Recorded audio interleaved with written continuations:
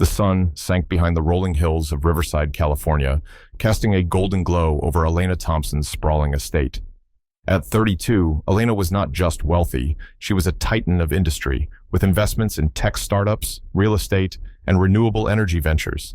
Her wealth was vast, but her heart carried a question that gnawed at her day and night. Will they love me if I had nothing? She stood on her expansive balcony, overlooking a manicured garden, her dark eyes tracing the horizon. Her trusted assistant and driver, Marcus, stood beside her, his brow furrowed with concern.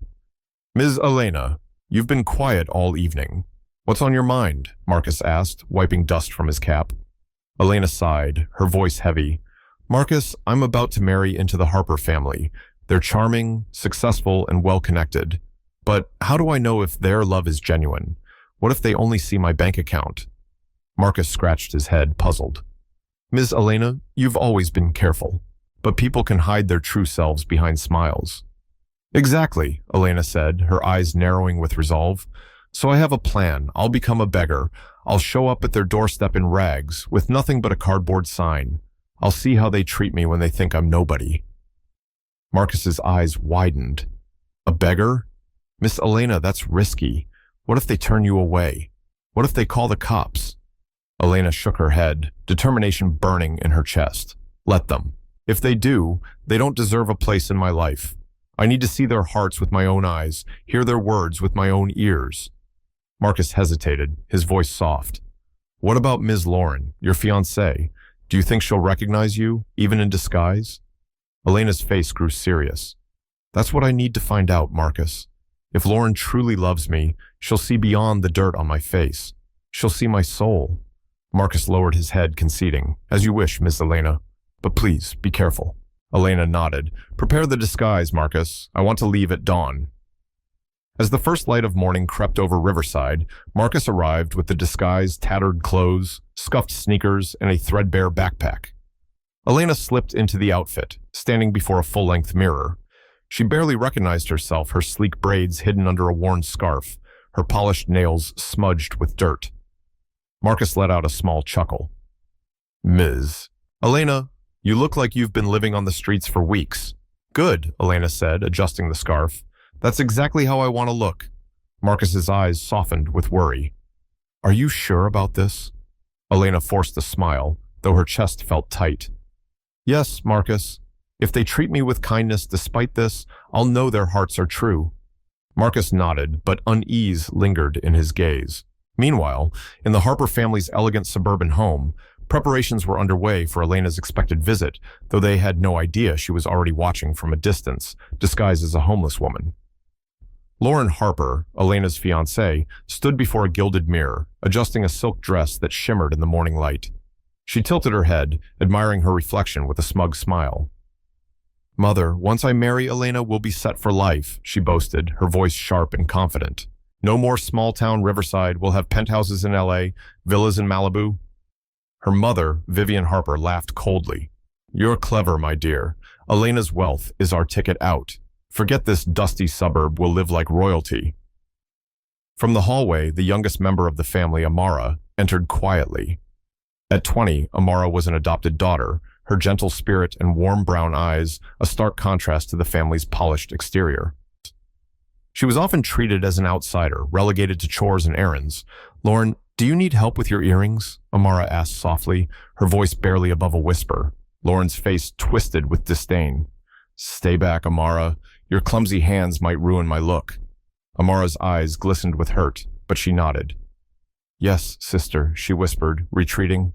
Lauren's voice cut through the air. "Where's that filthy vagrant who's been hanging around the neighborhood?" she snapped. "If I see her near our house, I'll call the cops. People like that don't belong near us." Elena, hidden nearby in her disguise, felt her chest burn with sorrow. This was the woman she thought she loved? She swallowed her pain and stepped forward, her voice low and raspy. "Please, kind lady," she said, feigning weakness. "I haven't eaten in days. Could you spare some food?" Lauren spun around, her eyes blazing. "Who let this trash into our yard?" she spat. "Amara, get a bucket of dirty water. Let's teach this beggar a lesson." Amara froze, clutching a glass of clean water she'd been carrying. Her hands trembled. No, Lauren, please, she said, her voice shaking. She looks hungry. Let me give her this water instead. Lauren's face darkened. How dare you defy me? She's nothing but a worthless drifter. But Amara stepped forward, offering the glass to Elena. Here, take this, she said softly. May it help you. Elena's eyes locked with Amara's, and for the first time, she saw genuine kindness. Her throat tightened, but she managed to whisper, Thank you, good lady. May blessings follow you. Amara gave a small, sad smile, her eyes still wet with tears. Vivian and Lauren erupted in anger. You idiot, Vivian shouted. You choose a beggar over your family? Go scrub the driveway, you useless girl. Amara lowered her head, tears sliding down her cheeks, but she said nothing, turning to walk away. Elena retreated to a small rented apartment she'd secured for her disguise, her heart heavy. Marcus, waiting anxiously, rushed to meet her. Ms. Elena, how did it go? He asked, eyes wide. Elena sighed. As I feared, Marcus. They insulted me, chased me away like a stray dog. All of them? Marcus asked, frowning. Elena's expression softened as she remembered Amara's gentle face. No, not all. There's one bright light in the dark, Amara, the adopted daughter. She gave me water, and her eyes held pity, not pride. Marcus smiled faintly. That's something, Ms. Elena. Maybe she's the one with a true heart. Elena nodded. Yes, Marcus, and my test is far from over. The next day, Elena, still in rags, shuffled into Riverside's bustling downtown plaza. Dust clung to her skin, her shoulders hunched to play the role of a weary beggar. She carried a tattered cardboard sign reading, Please help. The moment passers-by saw her, their faces twisted with disgust. Get a job, a man in a suit shouted, tossing a crumpled napkin at her feet. A woman pushing a stroller muttered, She's filthy, and hurried past. Elena's heart ached, but she pressed on, determined to see the test through. She spotted Vivian and Lauren approaching, dressed in designer outfits, their arms laden with shopping bags from high-end boutiques. Elena stepped closer, her voice rough. Please, kind ladies, have mercy on a poor woman. Lauren's eyes burned with contempt. You again, she shouted, loud enough for the crowd to hear. How dare you come near me, stinking up the place? She grabbed a pebble from the ground and threw it, grazing Elena's arm. The crowd laughed, some pulling out phones to record. Vivian sneered. Stay out of our way, beggar, or we'll call security. As they strutted past, Lauren tossed her scarf dramatically over her shoulder. People like her shouldn't be allowed downtown, she said loudly. She smells like garbage. The onlookers roared with laughter. Elena's legs trembled, but she stood firm, refusing to crumble. Then Lauren turned back, her eyes glinting with cruel amusement. Wait, she called, silencing the crowd. She pulled a shiny quarter from her purse and dangled it in front of Elena. Want this? She taunted. Elena said nothing, her eyes meeting Lauren's, pain searing her chest. Kneel, Lauren commanded, crossing her arms. Kneel in the dirt, beggar, and maybe I'll give it to you. The crowd erupted in laughter, Vivian clapping gleefully. Elena hesitated, her pride crumbling. Slowly, she sank to her knees, the sting of humiliation burning deep. But as Lauren extended her hand to drop the coin, she flicked it into a puddle instead, spitting on the ground. You're not even worth that, she sneered. Tears pricked Elena's eyes, but she held them back, her resolve unbroken. Suddenly, a soft voice cut through the noise. Stop it. Please, stop, Amara cried, pushing through the crowd. Her face was etched with sorrow and courage. Lauren rolled her eyes. What are you doing here, you useless girl? Amara ignored her, kneeling beside Elena in the dirt. You don't have to kneel alone, she said softly. No one deserves this. Her words, simple and heartfelt, were a balm to Elena's wounded spirit. Vivian hissed, Get away from her, Amara. You'll catch her filth. But Amara shook her head. She's not filth. She's a person. Elena, still kneeling, looked at Amara in awe. Why are you helping me? She whispered, her voice raw. Amara's eyes filled with tears. Because I know what it's like to be unwanted, she replied. I know the pain of being treated like nothing. The crowd fell silent, the laughter fading. Even Lauren and Vivian were momentarily speechless. Amara reached into her pocket and pulled out a small granola bar, slightly crushed, but all she had. Take this, she offered, holding it out with both hands. It's not much, but I want you to have it. Elena's throat tightened. Thank you, she whispered hoarsely. Amara gave a sad smile, her kindness a beacon in the darkness. When Amara returned home, the air in the Harper household was thick with tension. Vivian stood by the front door, arms crossed, her eyes blazing. Lauren lounged on a sofa, smirking cruelly. "So, our little charity case is back," Vivian said coldly. Amara lowered her gaze, bracing herself. "You dared disgrace us by defending that filthy beggar," Vivian shouted, stepping closer. "I only did what was right," Amara said softly, her voice quivering. Before she could say more, Vivian slapped her hard across the face, the sound echoing through the house. Amara stumbled, but didn't fall. "You choose a beggar over your family?" Vivian barked. "Are you desperate for attention?" Lauren stepped forward, sneering. Maybe she thinks the beggar will adopt her and make her a princess. The maids in the hallway giggled cruelly. Vivian grabbed a broom and thrust it at Amara. "Clean the entire garage, top to bottom, tonight.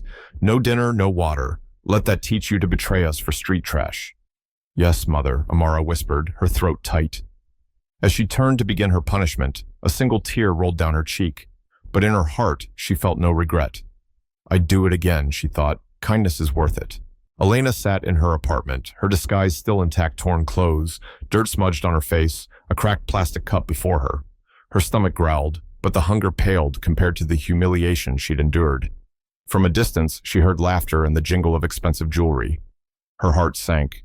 There was Lauren, parading through a nearby park with her affluent friends, her emerald dress catching the sunlight, diamond earrings sparkling. "Oh, Lauren, you're the star of Riverside," one friend gushed.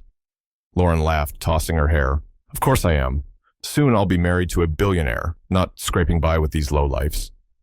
As they approached, Lauren's eyes locked on Elena, her lips curling into a cruel smile. "Well, well," she sneered, "the stinking beggar's back."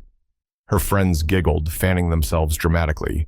Elena looked down, her fingers tightening around the cup. Lauren stepped closer, her heels clicking on the pavement. "Do you know who I am?" she taunted. "I'm Lauren Harper, daughter of a real estate mogul. I don't give scraps to worthless nobodies like you." A friend chimed in, her cups as empty as her future. They roared with laughter. Without warning, Lauren kicked Elena's cup, sending it skittering across the ground. Coins scattered, glinting in the sunlight. Elena's eyes followed the cup, but she said nothing, her chest heavy with silent pain. Lauren laughed louder. "Pick them up, beggar! Crawl for your pennies!" Tears pricked Elena's eyes, but she swallowed them, refusing to break. The next morning, chaos erupted in Riverside. A massive fire engulfed the community center, a historic building that housed food drives and youth programs. Black smoke spiraled into the sky, and residents rushed out with buckets, shouting, "Fire! Fetch water!" Families wept, children clung to their parents, and volunteers formed lines to douse the flames, but the damage was done. The city council president, Ms. Clara Evans, emerged, her face grim. "Who did this?" she demanded, her voice booming across the plaza. "Who dares destroy our community's heart?" Whispers rippled through the crowd, fingers pointing nervously. Then, as if orchestrated, all eyes turned to Elena, standing at the edge in her beggar's rags, clutching her cardboard sign. "It must be her!" Lauren's father, Richard Harper, shouted. "That filthy vagrant!" Lauren stepped forward, her designer dress pristine, her face twisted with disgust. "She's jealous of our success. She must have set the fire out of spite." Elena's mouth opened, but no words came. Her heart pounded as fear clawed at her throat. "I did no such thing," she cried. "I'm innocent!" The crowd roared against her. "Innocent?" Lauren scoffed. "You're a menace, a homeless nobody. Why should we believe you?" Security guards seized Elena, dragging her to her knees. "Wait!" A voice rang out, clear and fierce. It was Amara, pushing through the crowd, her eyes blazing with courage. "She would never do this," Amara said firmly. "She's not that kind of person." Lauren glared at her adopted sister. "Stay out of this, Amara. You defend her because you're as worthless as she is." But Amara stood her ground. "I know her heart. She's kind." The crowd jeered, but Amara didn't waver. "Take her to the station," Clara ordered. "We'll decide her fate tomorrow." The guards grabbed Elena roughly, her sign falling to the ground. Lauren kicked it aside, sneering. "Please," Elena cried, struggling. "I've done nothing wrong." Amara pushed forward, her voice breaking. Stop! She's not capable of this! But the guards shoved her back and she stumbled, tears streaming down her face. Elena's heart shattered. Amara, she cried, don't hurt her. She's the only one with kindness here. But the crowd's curses drowned her out, insults flying like stones. The holding cell was cold and stark, the air heavy with mildew. Elena sat on a metal bench, her body aching, her spirit bruised. Hours blurred into days, the isolation gnawing at her resolve. Footsteps echoed down the corridor, and Elena lifted her head, expecting an officer.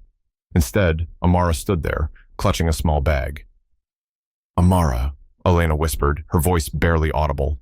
I brought you food, Amara said softly, tears in her eyes. You haven't eaten.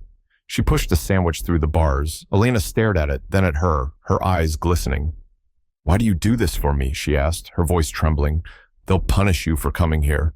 Amara wiped her tears. Because my heart can't bear to see you suffer. I know you're innocent, Elena. I believe you. Elena's tears fell freely now. I'm just a beggar to them. Not to me, Amara whispered. Silence hung between them, heavy with unspoken pain. Then Amara said, her voice firm, I won't let you stay here. I'll come back tomorrow, and the next day, and the next. Elena's lips trembled. Amara. But she was already gone, leaving a flicker of warmth in Elena's broken heart. Amara returned daily, despite the guards' mockery and the neighbors' whispers. Lauren scoffed every time she saw Amara heading to the station, wasting her time on that filthy beggar, she sneered. Amara ignored them, selling her only keepsake, a locket from her birth mother, to buy medicine when Elena caught a fever in the damp cell. Take this, Amara insisted, handing her the pills. Elena's eyes filled with tears. Why do you keep coming? She whispered, her voice raw. They'll punish you. Amara shook her head. I don't care what they say. I won't leave you to suffer alone. One day, as Amara sat by Elena's side, hurried footsteps echoed through the station. An officer approached, holding a report. Amara, he called, there's news.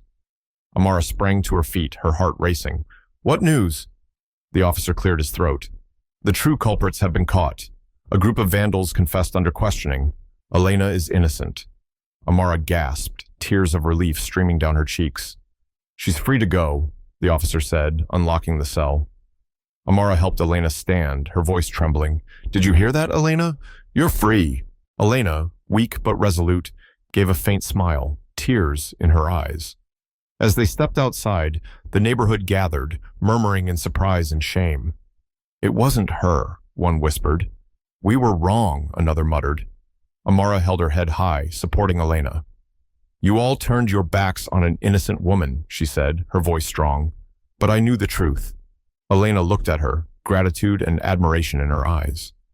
Amara, she whispered, you are my light in this darkness. Elena's freedom stirred mixed reactions. Some residents apologized, others avoided her gaze, too ashamed. That evening, Amara sat in her small room, humming softly as she folded laundry. Elena, no longer in disguise, watched her, her heart aching. She couldn't hold back any longer. Amara, she said softly, her voice cracking. Amara looked up, smiling. Elena swallowed hard. There's something I must tell you. Amara set the laundry down, curiosity in her eyes. What is it, Elena? You sound troubled. Elena struggled for words. The life you saw me living, the poverty, the begging, it wasn't real. I'm not a beggar. I'm a wealthy woman, Amara, with riches beyond this town's imagination. I disguised myself to find the truth about people, about who truly cares. Amara's smile faded, her eyes widening with disbelief. No, you're lying. Why would you play such a cruel game? It wasn't a game, Elena pleaded. I wanted to know who would stand by me if I had nothing. Tears welled in Amara's eyes. So I was just part of your test? Elena reached for her hand, but Amara pulled away. I don't know who you are anymore. She stepped out into the night, leaving Elena alone with her regret. Days passed, and Amara avoided Elena, her warmth replaced by distance. She still brought meals out of duty, but her eyes held no light. Marcus noticed the tension. Ms. Elena, why is Amara so cold to you? Elena sighed. Because I wounded her heart. Yeah. One evening, as Amara delivered a meal, Elena tried again. Amara, please hear me. Amara set the plate down, avoiding her gaze. Eat before it gets cold. Don't turn away, Elena begged. Amara's shoulders trembled. I trusted you, Elena. I believed in you more than anyone. Now I feel like a fool. I never meant to hurt you, Elena whispered. Amara shook her head. Intentions don't heal wounds. She left, leaving Elena in silence. The story of Elena's true identity spread through Riverside like wildfire. Lauren and Vivian, furious, plotted to salvage their status. How could we not know? Lauren fumed. We must make it right, Vivian said. We can't lose her to Amara.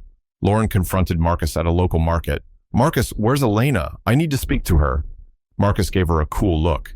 That's not your concern anymore, Ms. Lauren. Lauren stormed off, enraged. The next day, Lauren and Vivian appeared at Elena's estate, falling to their knees. Elena, forgive us, Lauren cried. We were blind. Vivian clasped her hands. We were foolish. Please come back to us. Elena stood in the doorway, Amara watching silently behind her. You humiliated me, Elena said coldly. You threw stones, spat on my dignity. Lauren sobbed. We didn't know. Elena's gaze was unwavering. I've given my heart to someone else. Lauren's eyes flicked to Amara, who stood with quiet tears. No, not her, Lauren wailed. Elena shook her head. It's too late, Lauren. Amara saw me when no one else did. She closed the door, leaving them in silence. The fallout was swift. Lauren, desperate to reclaim her status, spread a rumor that Amara was engaged to a wealthy man from a neighboring town, hoping to drive a wedge between her and Elena. The gossip spread, reaching Elena's ears. Her heart sank. Could Amara, the woman who'd stood by her, be promised to another? She rushed to Amara's small apartment, her steps heavy with fear. Amara, she called, her voice breaking. Amara turned, her eyes guarded. You heard the rumors, didn't you? She asked softly. That I'm supposed to marry someone else. Elena nodded, her chest tight. I heard, and I came because I can't lose you, Amara. I can't bear the thought of you with anyone else. She paused, her voice raw. I know I lied to you. I kept my identity hidden, and I'm sorry. But I swear, from now on, I'll never lie again. Please, don't let my mistakes destroy us.